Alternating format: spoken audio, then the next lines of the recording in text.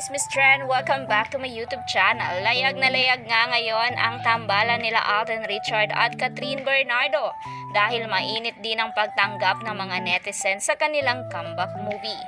Ang tanong kung ano na nga ba ang real score sa pagitan nila Alden at Catherine dahil hanggang ngayon nga ay hindi pa rin sinasagot ng dalawa ang tunay na relasyon nila. Samantala, may ilan naman na Katniel fans ang nagsasabi at nagkukumpara kay Alden Richard sa aktor na si Daniel Padilla. Dahil ayon sa mga Katniel fans ay pagkatapos nga raw ng movie ng Katden ay muling babalik si Catherine Bernardo sa piling ni Daniel Padilla.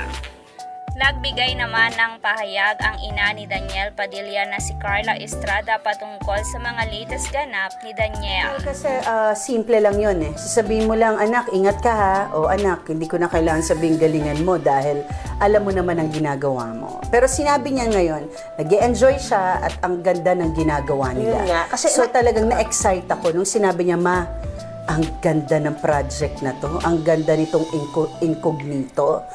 Pagudan, pero wala namang maganda kung hindi ka mapapagod, di ba? in his action star era. Oo. Kasi naaalala ko, yun ang Padilla rin, no?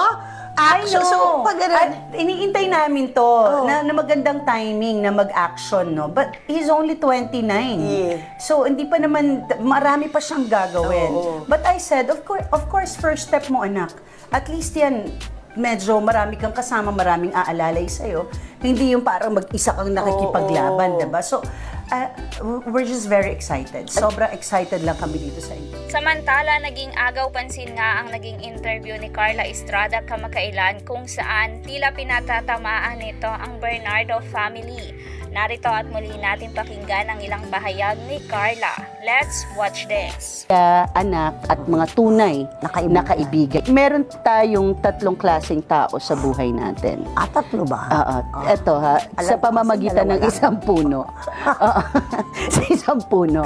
Unahin natin ang ugat. These are the people na importante sa buhay natin. Ito yung mga core na tao sa buhay natin na kahit anong mangyari, matibay na sila kasi sila yung ugat.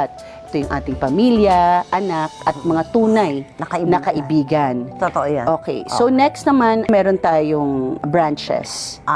Sanga. Yung sanga naman, importante sila kasi makakapitan natin, pero hindi madalas. Dahil may mga tao sa buhay natin na nagbe-break away din. Correct. Okay? So, akala natin maaasahan, Hindi pala.